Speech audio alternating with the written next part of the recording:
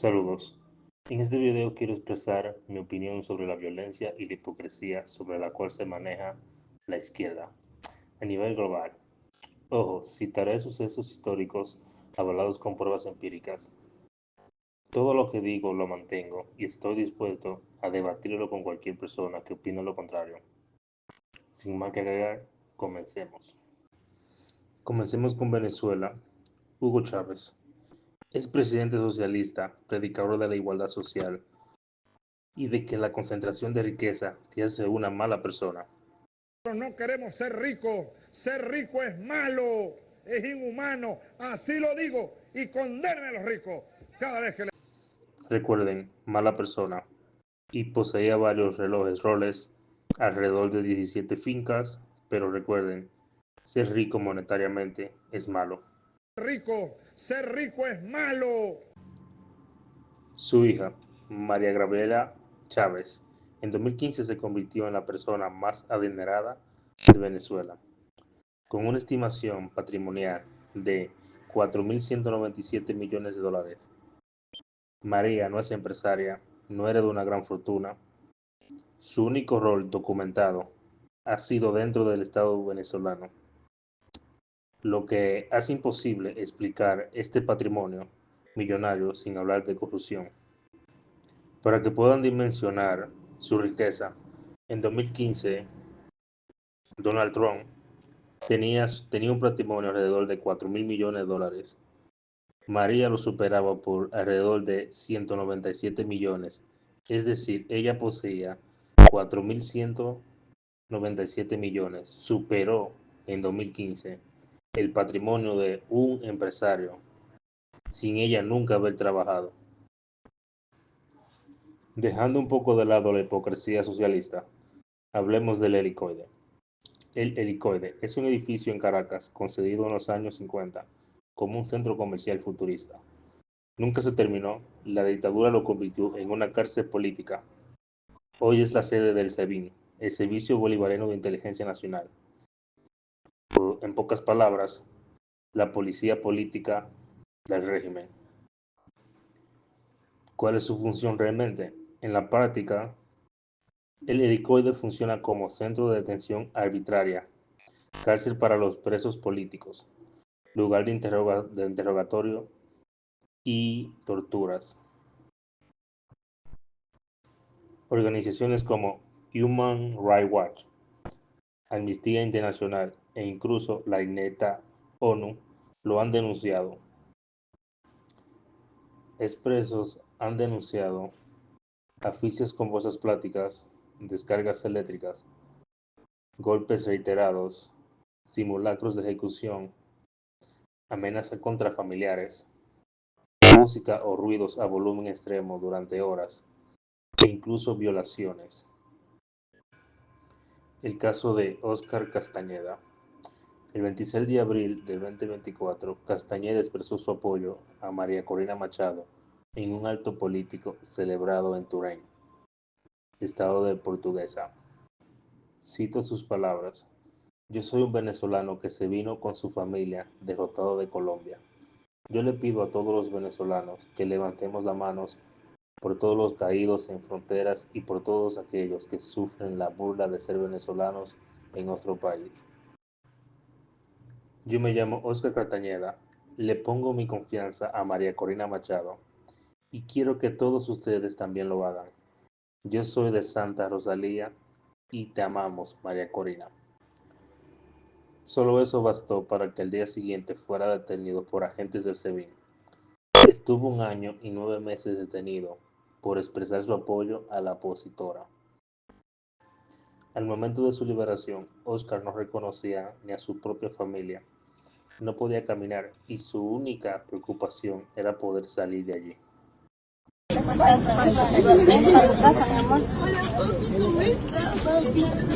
Michelle, soy yo tu hija, papi, soy yo tu hija. Mírame, papi, mira. Mira mi papi.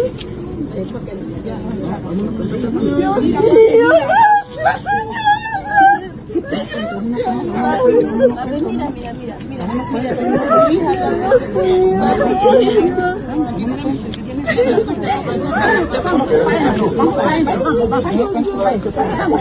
mira, mira, mira, mira, Camina, no te va a pasar nada, no te va a pasar nada. Camina que no te va a pasar nada. Voy.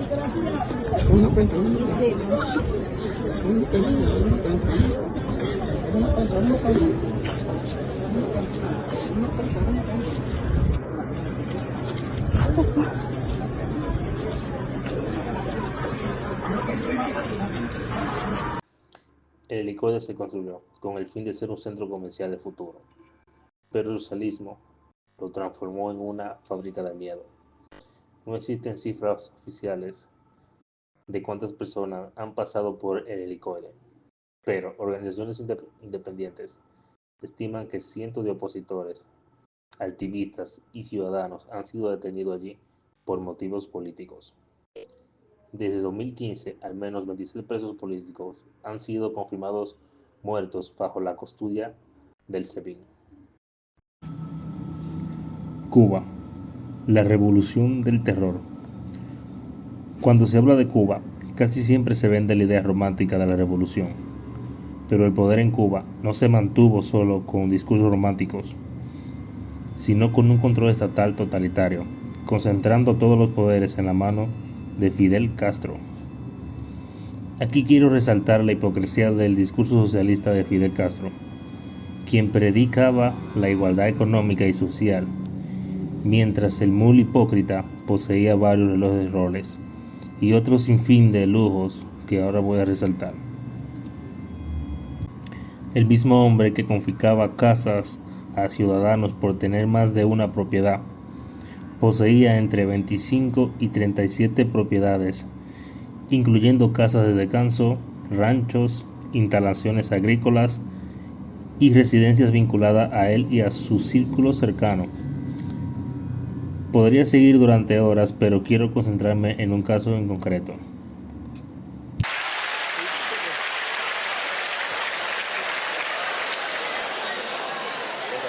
Esa es la cosa, ahí va, poquito a poco, por eso.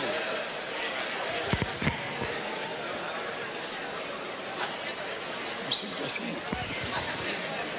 Hasta ahora no ha fallado. El voltaje tal vez no esté muy bien, No, ¿sabes? es que eso es poquito a poco, eso tiene que ir levantando, cogiendo. No, yo sé. Yo lo he visto. Ven, Ya se está embullando, comandante. Ya está embullando. el mundo, olvídate de él. Ser rico es malo. La Embajada de Perú en La Habana, 1980. En agosto de 1979, un policía de tránsito cubano, desesperado por el régimen, saltó la valla de la sede diplomática de Perú, solicitando asilo político. Aquel suceso fue manejado con guantes de seda para evitar visibilidad internacional del descontento popular interno. Sin embargo, la tensión seguía aumentando. En enero de 1980, una camioneta con 12 personas se estrelló contra los jardines de la sede peruana. En marzo, otro ómnibus lo intentó. La tendencia era clara: utilizar vehículos como arietes para solicitar asilo. El embajador de ese entonces, Edgar Diabichi, bajo una presión brutal del Estado cubano, cometió un error fatal. Permitió que las tropas especiales, los temidos boinas negras, también conocidos como los avispas negras, entraran al recinto diplomático para sacar varias personas solicitantes de asilo político. Fidel Castro prometió que nada les ocurriría y que su salida sería transmitida desde sus hogares. La realidad fue otra. Todos fueron encarcelados, acusados de desertores. Cuando el presidente de Perú, Francisco Morales Bermúdez, se enteró, dijo: basta. Entregar a un asilado es una violación sagrada del derecho latinoamericano. El embajador fue destituido y se nombró un hombre de principios firmes, Ernesto Pinto Basurco. Su mensaje fue claro: Quien entrara a la embajada quedaba bajo protección del Perú. El 1 de abril de 1980. Ese día, una guagua urbana conducida por Héctor Yasustis, un cubano harto de la represión, fue usada como ariete contra la cerca de la embajada. El impacto fue brutal. En medio del caos, los custodios cubanos abrieron fuego. Cuando el humo se disipó, un cuerpo yacía en el suelo. Pedro Ortiz Cabrera, un custodio cubano. Debo recalcar lo siguiente: ninguna de las personas del autobús estaba armada. Sin embargo, al día siguiente, el periódico Granma afirmó que antisociales gusanos habían asesinado al custodio, elevándolo a la categoría de mártir. Lo que en el ámbito militar se conoce como fuego amigo, la propaganda lo transformó como terrorismo. Castro exigió al embajador la devolución de los asilados para ser juzgados. Pinto se negó. Durante una discusión directa, Fidel le dijo, cito, bueno, pero hay una diferencia bien grande. Yo sé matar, tú no. Ese es el nivel de arrogancia y brutalidad que tenía la basofia de Fidel Castro. La explosión internacional. El 4 de abril, Fidel Castro anunció que retiraba la custodia de la embajada peruana, violando la Convención de Viena, que obliga al Estado anfitrión a proteger a los misioneros diplomáticos. En solo 48 horas, miles de personas entraron al recinto. La embajada, diseñada para unas pocas decenas de personas, albergaba 10.865 refugiados en un espacio apenas de 2.000 metros cuadrados. Las condiciones se degradaron rápidamente: falta de agua, baños colapsados. El verde jardín se convirtió en un fango lleno de excremento humano, calor extremo, hambruna absoluta. No quedó ni una sola hoja, ni una flor, ni un animalito vivo en el jardín. Mientras tanto, el régimen rodeó la zona con altavoces a todo volumen, día y noche, lanzando insultos, himnos y discursos para quebrar psicológicamente a los refugiados. El 15 de abril, Castro anunció la apertura del puerto del Mariel, pero había una trampa. Obligó a los barcos procedentes de la Florida a llevar presos encarcelados por asesinato y pacientes psiquiátricos, mezclándolos con familiares decentes, para sembrar caos en Miami y decirle al mundo: esta es la escoria que huye del paraíso comunista. Más de 125.000 cubanos escaparon en los siguientes meses. Hubo embarcaciones que se hundieron por sobrecarga, pero ninguna se hundió por error. Se hundieron porque nadie quería quedarse. A lo largo de los años, entre 16.000 y 100.000 cubanos podrían haberse ahogado intentando huir de la isla, según estimaciones académicas. Imaginen por un momento el nivel de desesperación que debe de tener una persona para tomar la decisión de crear una barcaza con basura y restos para poder navegar 90 millas para llegar a Estados Unidos.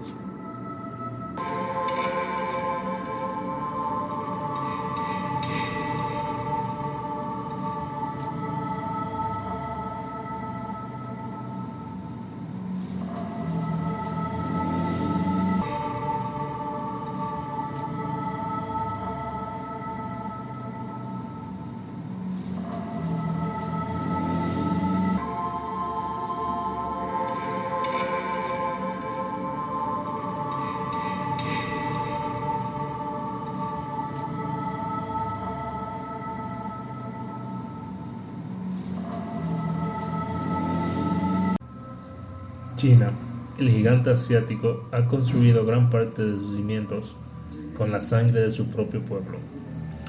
Ahora hablaré sobre un suceso ocurrido entre los días 3 y 4 de junio de 1989 en la plaza Tiananmen, en Pekín. Pero antes, un poco de contexto. En 1989, el dictador de facto de China era Deng Xiaoping, quien el 20 de mayo de 1989 declaró la ley marcial en Pekín para someter a los llamados alborotadores. Alborotadores que en realidad eran estudiantes, intelectuales y obreros. Y es importante recalcar algo, no se trataba de un grupo pequeño, hablamos de cientos de personas, miles de manifestantes en Pekín y protestas en más de 80 ciudades en China.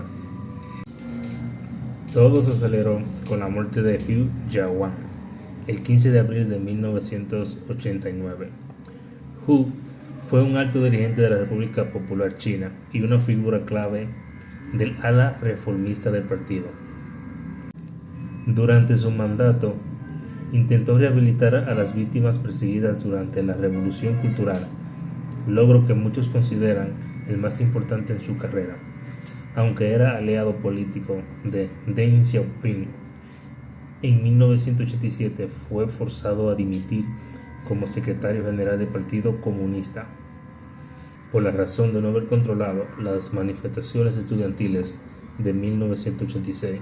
Su muerte se convirtió en el detonante emocional de un movimiento que ya venía gestándose. La noche más oscura, 3 a 4 de junio de 1989. En la madrugada, el Ejército Popular de la Liberación entra a la ciudad con tanques y munición real. La represión no ocurrió solo en la plaza, también se disparó en avenidas cercanas, barrios residenciales, pasos elevados. Se dio la orden de disparar contra civiles desarmados.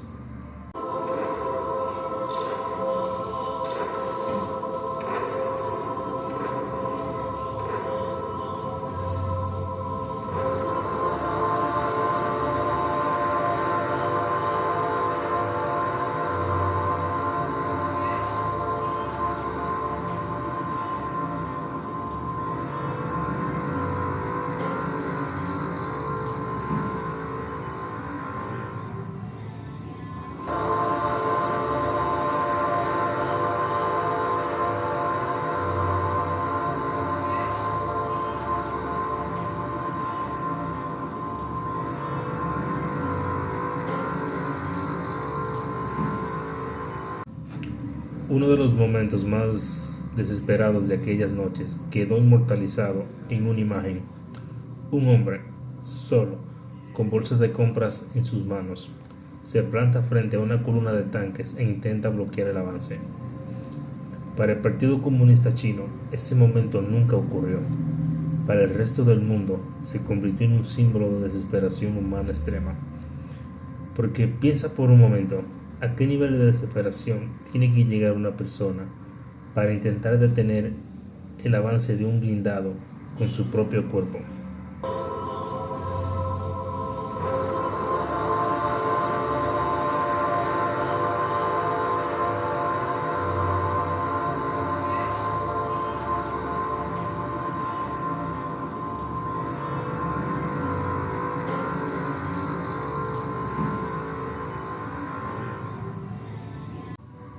Después de la masacre, miles de arrestos arbitrarios, ejecuciones, profesionales expulsados, periodistas desaparecidos, censura total.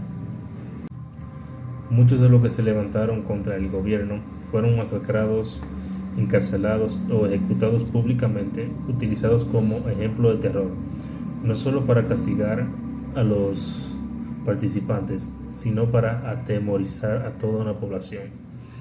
El número de muertos nunca se sabrá con certeza, pero las estimaciones oscilan entre 1.000 y 10.000 personas, cifras que solo suelen verse en conflictos armados y guerras.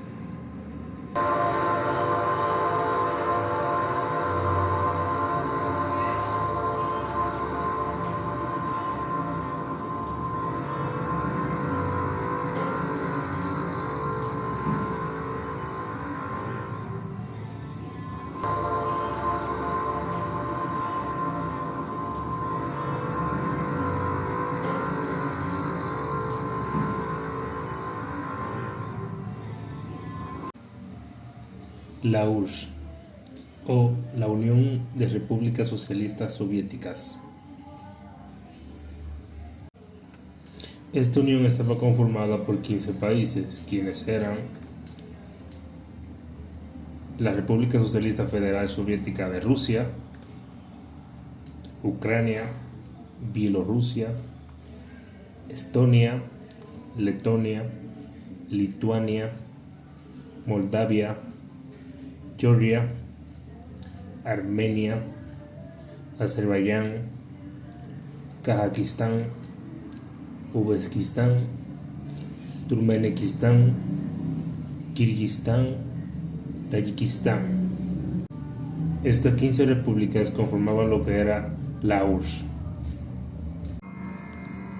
Dejando de lado los países que conformaron la URSS, el punto sobre el cual quiero hablar es sobre los Gulag. Para quienes no saben lo que significa la palabra Gulag, es el acrónimo ruso que significa Dirección General de Campos y Colonias de Trabajo Forzado. En pocas palabras, campos de prisioneros políticos manejados por el Estado, donde las personas no tuvieron juicio ni derecho a la presunción de inocencia. Partiendo de esta base, ya se pueden hacer una idea de lo que fue llamado el campo socialista. Pero, ¿cuáles eran los requisitos para terminar ahí?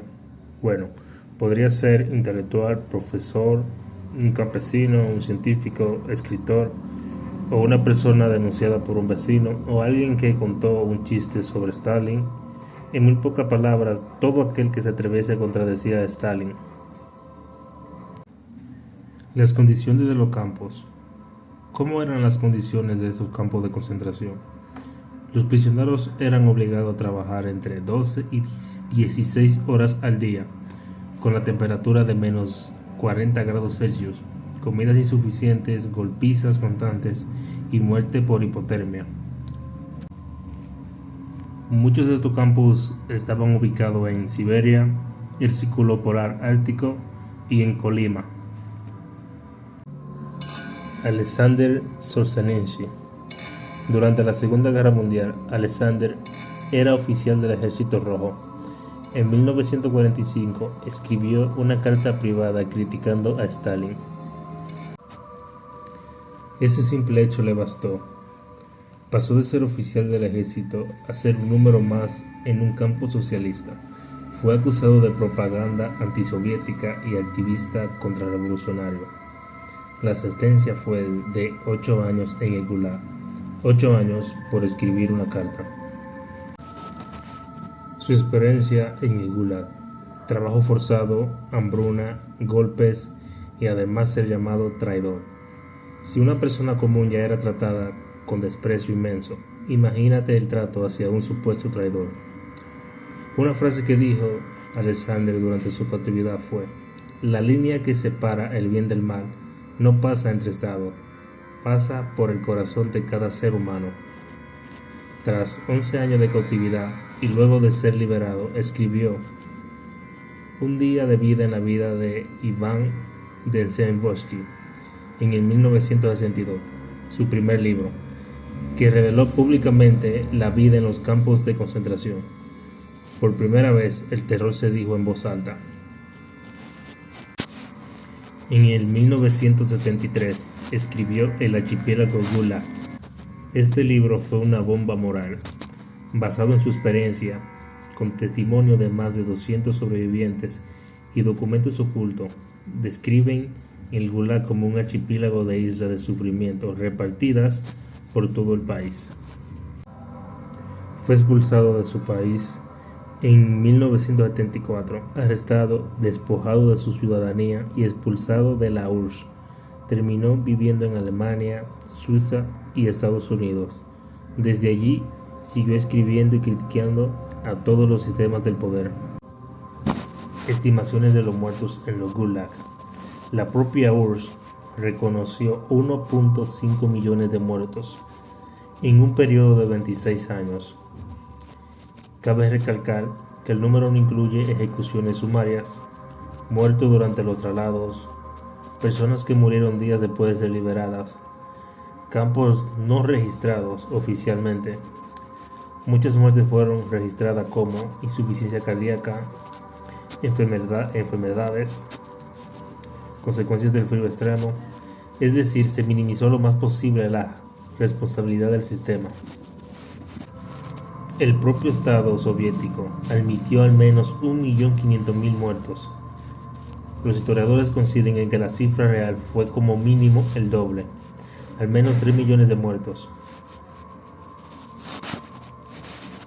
Quiero que prestes atención al mapa que te muestro. Este mapa es una recreación a lo más fiel posible basada en la información histórica disponible sobre los Gulag, para que puedas hacerte una idea y dimensionar la cantidad de puntos donde repartían a las personas. Con el enlace que te dejaré en la caja de los comentarios podrás acceder a la página web y comprobar por tu propia cuenta la magnitud real de este sistema de terror.